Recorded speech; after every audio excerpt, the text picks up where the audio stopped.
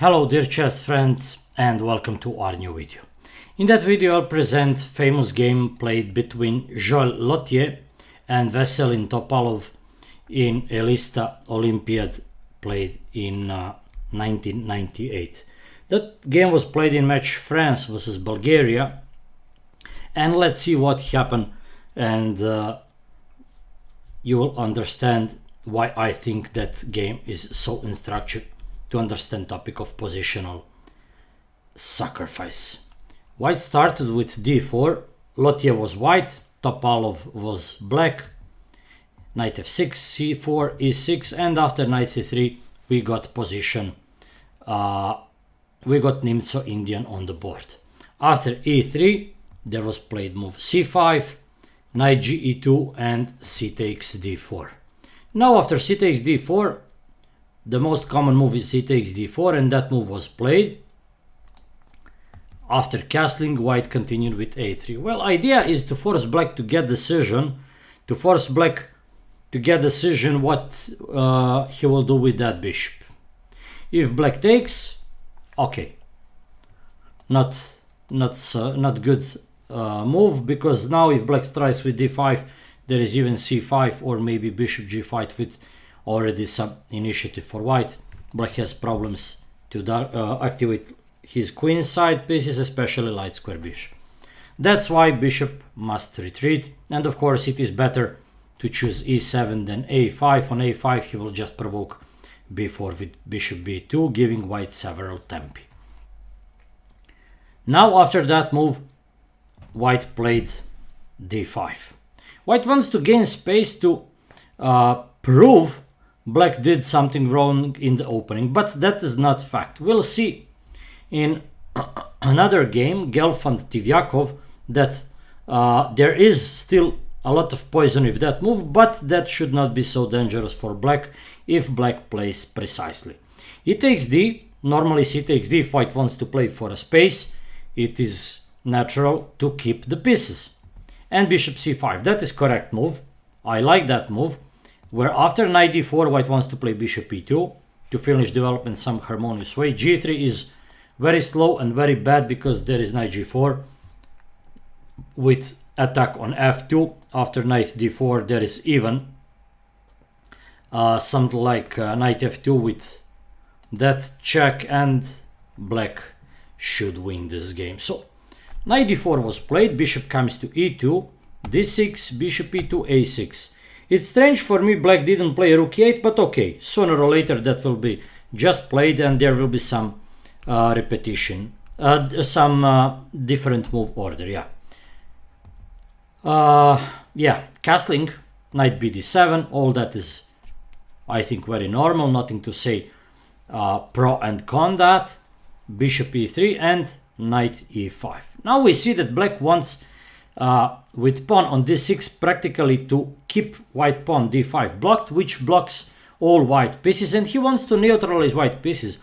Very good move was a6. Just take a look how all white pieces are neutralized, there are not jumps possible. Same time black has clear plan of going for initiative, maybe b5, queen b6, rook e8, something like that.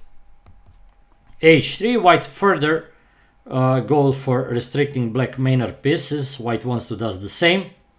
Now white restricts black 3 minor pieces, getting g4 square under control, so there are not such possibilities, and that's instructive and not bad. Rook e8, and finally white wants to go for some initiative with b4.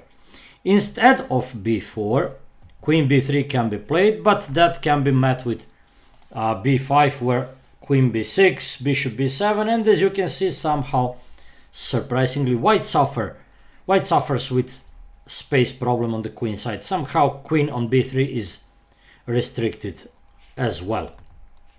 So b4, but that weakens some spot, for instance c4, bishop b6. We see that black plans not to activate queen there, and bishop a7 is another option. And we see that black didn't want in that moment to play b5 at all. If black doesn't want to play b5, then bishop should stay on b6. Yeah, who knows, maybe a5 resource can be kept for some future happenings. Queen b3, bishop d7, normal. Black cavalry does not did that square that is taken now with the bishop, and black wants, of course, harmoniously to finish development, setting even another rook on c8. And here I want you to give very nice girlfriend explanation about space in the chess. Well, accordingly to his words, I will try to say that, simplifying these words, accordingly to him, having more space, that still doesn't mean you have formally space advantage if opponent has enough space. Yes, white has more space here, but we cannot say white has space advantage because black has enough space for organizing various regroupings. He can jump somewhere with cavalry, maybe knight g6 with knight e4, bishop d7 is okay, queen can be moved somewhere with doubling on some file, maybe rook c7, queen b8, maybe even this, who knows. And you can see black can double, queen can go to a7 maybe in some moment. So there are a lot of things black can do, despite he looks like having space problems. Definitely he has enough space. Rook a c1, black goes for first idea I mentioned, knight g6. And suddenly there are some tactical motives, as you can see. That bishop and that rook both target that poor bishop on e3. Why poor bishop? Well, that bishop looks still not so stable. And white allowed huge positional mistake. He played rook f d1. Rook f e1 should be played instead, and you will very soon see the point of move rook f e1. What you do after move rook f d1, I suggest you to pause the video and to find. Now I will say there is classical and typical sacrifice rook e3 that is implemented in many variations in King Indian. Now I just remember famous game Karpov played against Kasparov. Of course, Karpov led white pieces, Kasparov led black pieces, and that remarkable game, I think, I'm not sure about number of game. I want to say that was game played in their match in 1990.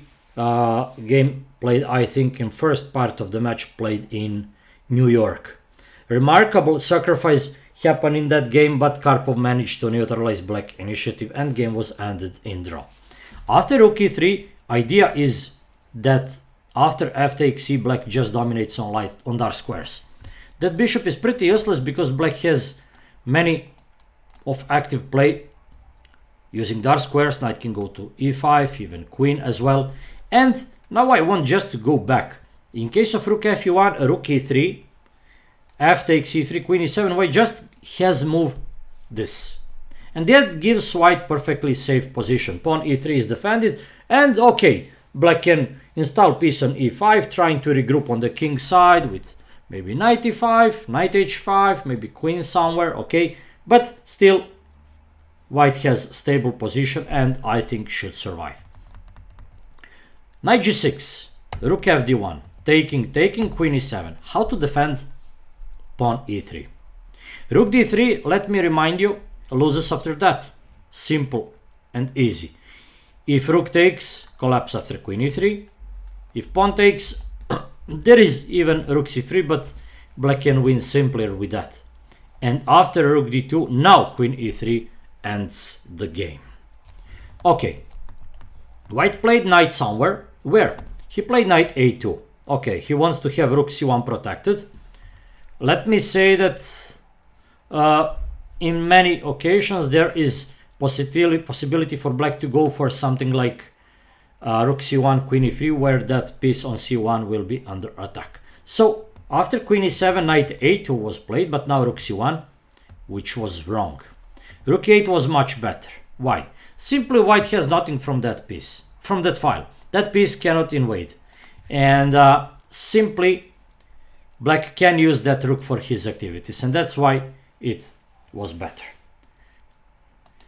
Rook c1 was played. Anyway, black keeps aggression, and after that there was move bishop a4. That was black intention. Of course, black wants to get some material, and that's natural.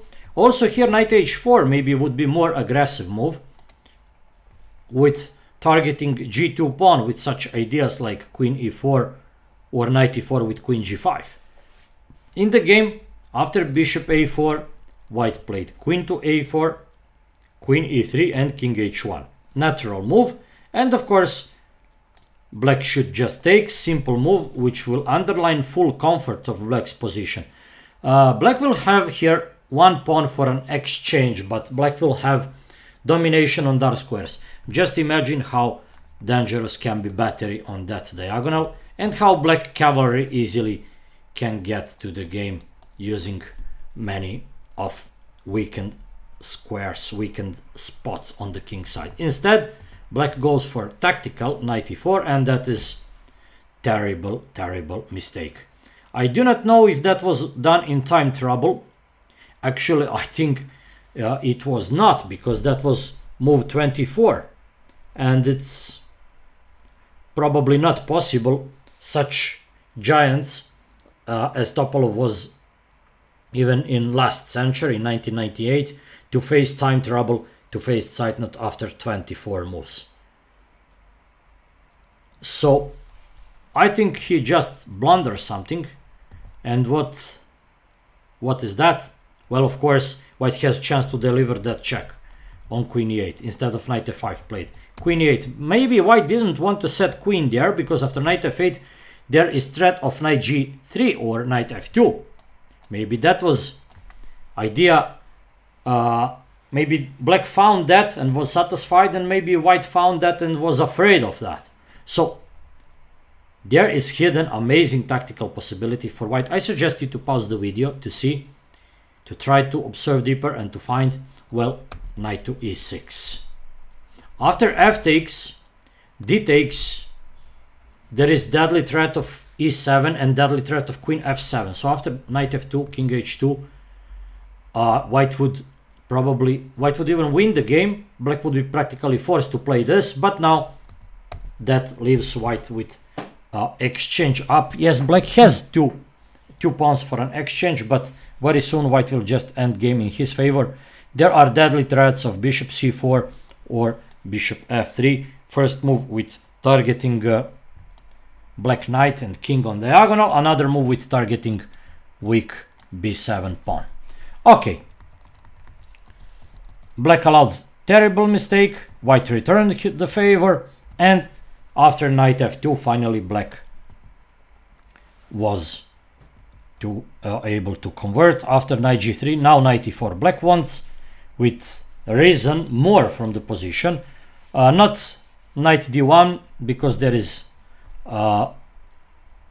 bishop d1 and white stays with extra piece. Just knight e4, queen b3 and bishop f2. That knight falls. There is possibility to defend it with rook d3, but Veselin Topalov is now on his mood. He perfectly evaluated that after h5 there is no escape for white. What can white do? Such moves like h4 fall because black has simple queen f4 and there is threat of unavoidable mate. After bishop h5 happened in the game, there is knight takes g3, rook takes, and now just queen h5. Excellent move. Black keeps all benefits of his position. His dark square bishop is a monster.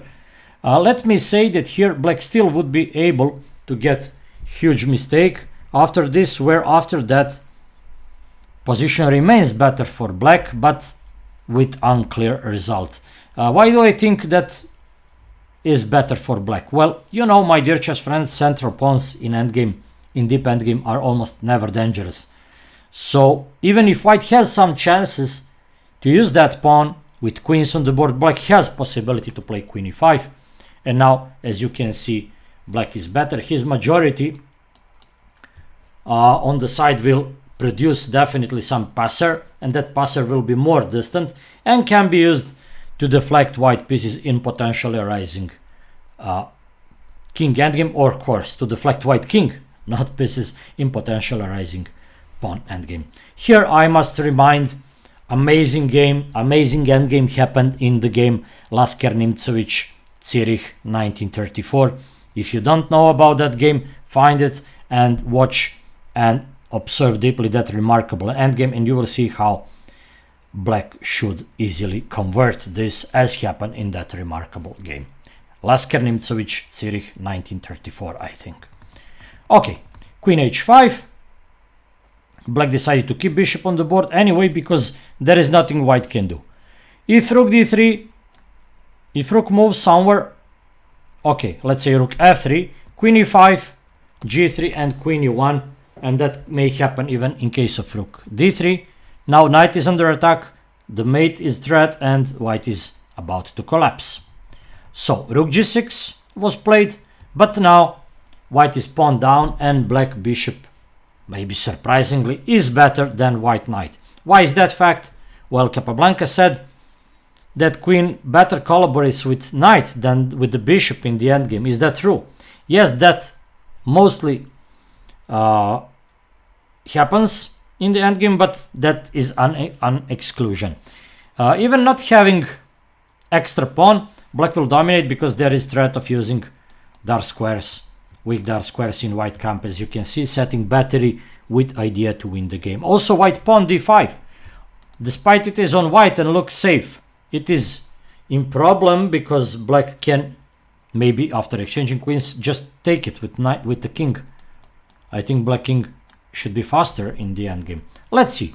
Queen f3, normal move to cover some dark squares and to still defend the pawn, but bishop d4, transferring it to better place. That's e5, knight d3, preventing that. And now white to go for bishop e5. No special need. If white takes, and black can maybe go for launching that pawn armada with e and f pawn, but still maybe d pawn may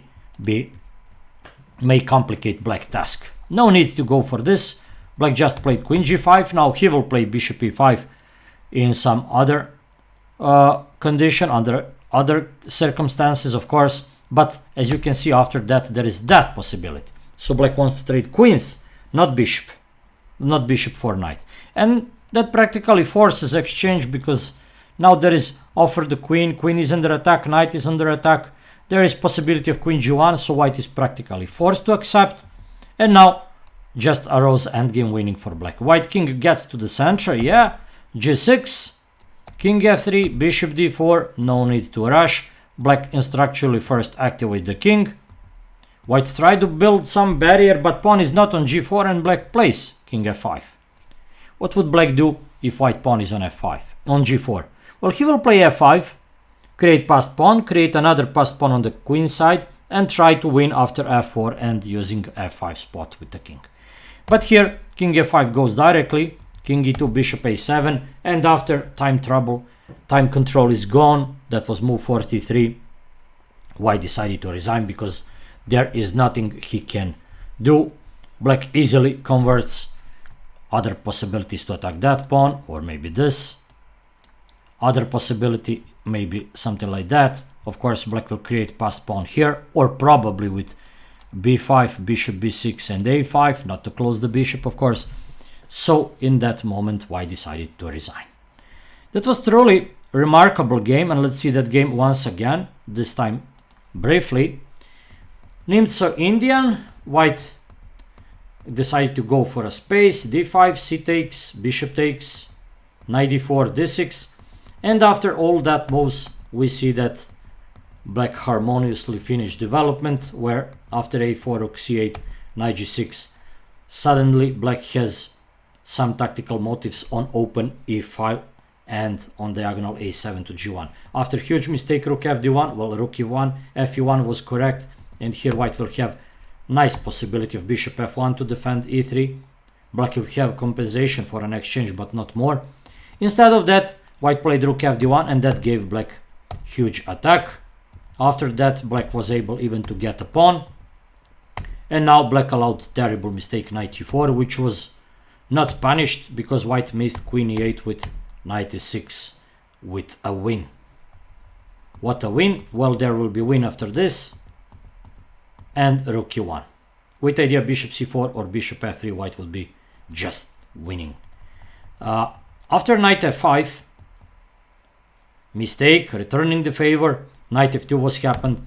King h2, queen e5, and now after knight gets pinned, well, black goes for multiple attacking of that knight, and finally move h5 helps black to gain some material back. Okay, now black is exchanged down, there is extra pawn, but still white rook cannot escape. Let me show you that in rook, if rook f3, then queen e5, queen e1, and there is attack to the knight, attack to the g1 spot, and black wins convincingly. After rook g6, queen g6, queen f3, bishop d4 was played, queen g5, queen e4, and after exchanging of the queens, black convincingly realized advantage and forced white to sign a resignation after bishop a7. As you can see, black can go for creating passed pawn on the queen side, b5, bishop b6, and a5, maybe even in some variations b6 with a5. Okay, on the king side, black threatens with the king to both d5 and g2 pawn, and of course game is lost. White cannot simultaneously play with his pieces on both wings, and black easily converts. That would be all, my dear chess friends. Very typical rook e3 sacrifice. Very often that happens, not only in IMs Indian. You can find numerous games in King's Indian Defense, as I told you, Karpov Kasparov, New York 1990. Take a look about that remarkable game and get more familiar with that positional exchange sacrifice rook e3. I hope that game was instructive enough, and I hope you could learn 2 or even more things, and see you soon with new examples. That will be all for that video. Bye bye.